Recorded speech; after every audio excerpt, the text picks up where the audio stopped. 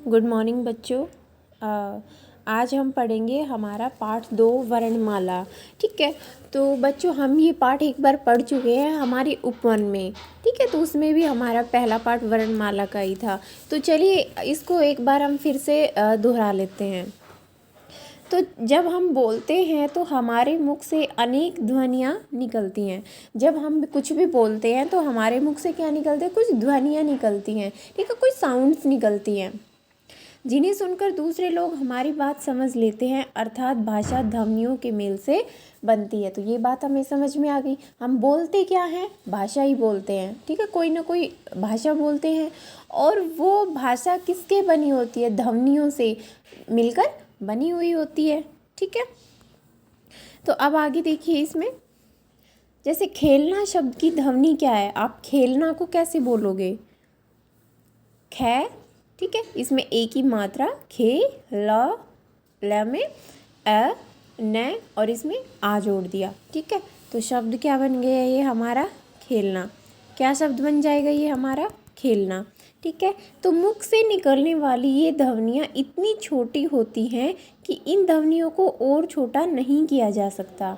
ठीक है, जो हमारे मुंह से ये ध्वनियाँ निकलती हैं ना बच्चों, ये इतनी छोटी होती है कि हम इसके और टुकड़े और नहीं कर सकते। ठीक है, तो मुख से निकलने वाली उस छोटी से छोटी ध्वनि को जिसके और टुकड़े नहीं किए जा सकते क्या कहते हैं? अक्षर या वर्ण कहते हैं। पढ़ा था हमने। ठीक है, भाषा की सबसे छोटी इकाई भी वर्ण है और वर्ण वो ध्वनि है जिसके और टुकड़े नहीं कर सकते। जैसे कि हम वाक्यों को तोड़कर शब्द बना सकते हैं। ठीक है, और शब्दों को तोड़कर हम वर्ण बना सकते हैं, लेकिन वर्णों को कैसे तोड़ोगे आप? वर्णों को तो नहीं तोड़ा जा सकता, है ना। तो आगे देखिए हमारी वर्णमाला के भेद। तो हमारी जब हम वर्णों को एक क्रम से लगा देते हैं तो वर्णमाला बन जाती है। यही हमने पढ़ा था पाठ में कि वर्णों के क्रमबद्ध अध्ययन को, जब वर्ण क्रम से लिखे हुए होते हैं, ठीक है, क्रम के अनुसार, भाई पहले ये आएगा उसके बाद वो आएगा, अगर इस तरीके से आपके वर्ण लिखे हुए हैं, ठीक है, तो वो पूरी वर्णमाला बन जाती है वो। और हमारी वर्णों के कितने भेद हैं बच्चों? 2 भेद हैं। ठीक है, स्वर और व्यंजन। अच्छे से पढ़े हैं हमने स्वर और व्यंजन के बारे में। तो स्वर क्या बताए थे मैंने आपको बेटा? स्वर 11 होते हैं। हमारी वर्णमाला में कितने स्वर हैं? ये 11 स्वर होते हैं। ठीक है, 2 इसमें अयोगवा हैं आपके। 2 क्या हैं? अयोगवा हैं। और व्यंजन कितने हैं हमारे? 33 व्यंजन हैं। ठीक है, स्वर कितने हो गए हमारे? 11 स्वर हो गए। ठीक है, 11 तो स्वर हो गए और 33 क्या हो गए? हमारे व्यंजन हो गए। ठीक है, वर्णमाला के भाग हैं स्वर और व्यंजन। स्वर आपको पता है किनको कहते हैं? व्यंजन। व्यंजनों में स्वरों को जोड़ा जाता है और स्वरों का काम क्या होता है? मात्राओं का। ठीक है, अब आगे देखते हैं।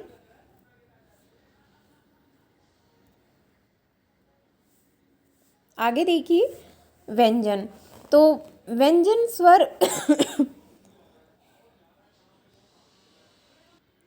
तो व्यंजन क्या पढ़ा है हमने? व्यंजन 33 होते हैं।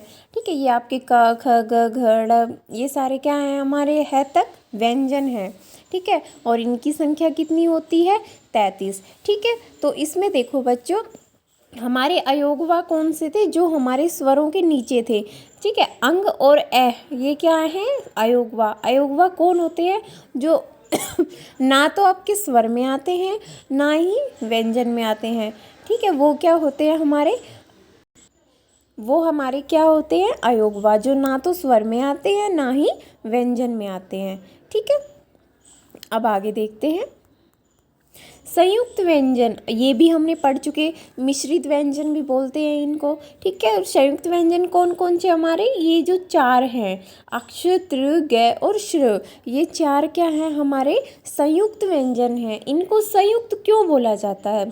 संयुक्त का मतलब होता है बच्चों जो जुड़ा हुआ होता है आपस में। जैसे 2 चीज़ें आपस में उनको मिला देते हैं या जोड़ देते हैं तो वो संयुक्त रूप से बन जाता है, मतलब मिला हुआ या जुड़ा हुआ।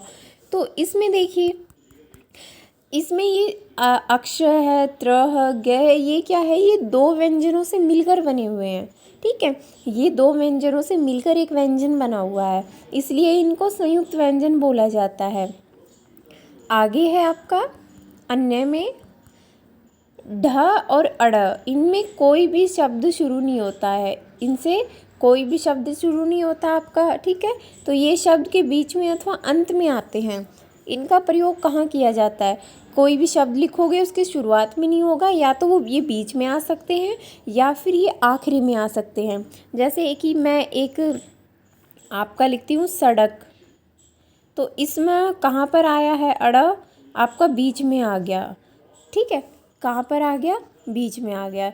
इसके अलावा मैं लिख दूँ पकड़, तो इसमें देखो इसमें कहाँ पर आया है अड़, आखिरी में आया है।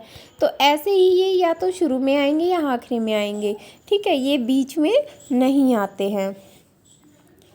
तो इस प्रकार हमारी हिंदी वर्णमाला में कुल कितने वर्ण हैं? स्वर, व्यंजन और जो आपका अयोगवा है, संयुक्त व्यंजन है, सबको मिला के टोटल जो आपका कुल है वो तो क्या है?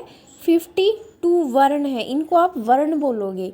वर्णमाला में कुल 52 या 52 क्या हैं आपके वर्ण हैं। और इन 52 में से ये जो बच्चों आपके 52 वर्ण हैं, इसमें से 11 क्या हैं आपके स्वर हैं, 33 व्यंजन हैं आपके, और क्या हैं 2 अयोगवा हैं आपके, ठीक है।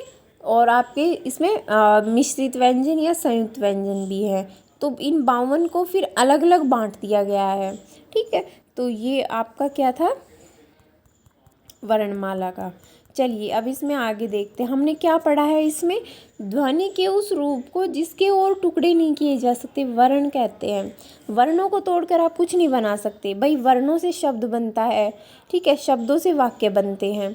तो वाक्यों को अगर आप तोड़ दो, जैसे आपका यही वाक्य लिखा हुआ है, इसको अगर अलग करेंगे तो शब्दों में टूटेगा, ठीक है, शब्दों को अलग करेंगे तो वो वर्णों में टूट जाएगा।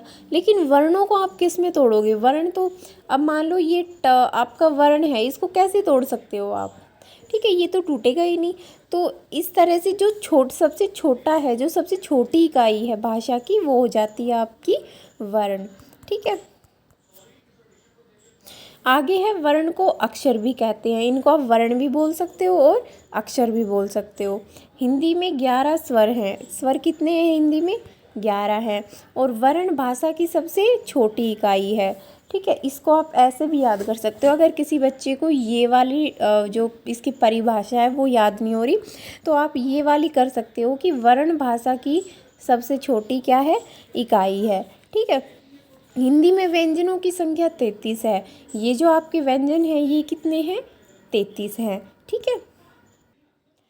अब इसमें बच्चों आपका अभ्यास आ जाता है, ठीक है। तो देखिए सही विकल्प पर निशान लगाइए। मुख से निकलने वाली सबसे छोटी ध्वनि है। तो मुख से निकलने वाली सबसे छोटी ध्वनि क्या है बच्चों? आपकी वर्ण है, ठीक है, अभी हमने पढ़ा है। आगे है वर्णों के क्रमबद्ध समूह को कहते हैं। क्रमबद्ध समूह जब ये क्रम से लगे हुए होते हैं तो क्या बन जाता है? फिर वो हमारी वर्णमाला बन जाती है, ठीक है। हमने ऐसा पीछे भी पढ़ा है।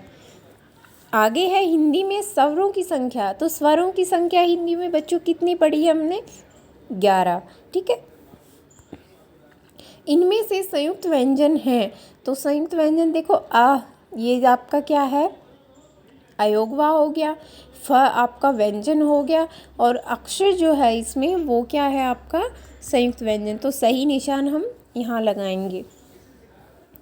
आगे है आपको चित्र दिए गए हैं। आप अच्छे से पहचानते हो ये किसका चित्र है। आपको क्या करना है? इनका जो नाम है उसका पहला वर्ण आपको यहाँ लिखना है। जैसे ये क्या था? आम। आम को हम कैसे लिखते हैं? आ म, ठीक है। आपको क्या करना है? इसका जो माँ है उसको तो मिटा देना है, ठीक है। मैं को मिटाकर आपको सिर्फ इसमें क्या लिखना है? फिर आ लिखना है पहला। तो हाथी का हा हो गया, माला का माँ हो गया, किताब का की हो गया, घोड़ा का घो हो गया, और कमल का क हो गया। आपको इनके नाम का पहला वर्ण यहाँ पर लिखना है, ठीक है। तो इतना काम समझ में आया। यहाँ हमें सही विकल्प पर निशान लगाना था और नीचे हमें क्या करना है, जो चित्र दिए गए हैं इनके पहले वर्ण पर हमें निशान लगाना, पहले वर्ण को हमें यहाँ पर लिखना है। ठीक है, तो आगे भी आपके ऐसे ही दिए हुए हैं। आगे यहाँ क्या करना है, आपको चित्र दे दिया, उनके नाम दिए हुए हैं, लेकिन उनके नाम के बीच के जो वर्ण हैं उनको हटाया गया है। आपको वर्ण भरने हैं। जैसे शेर का शे लिख दिया, आपको रै लिखना था।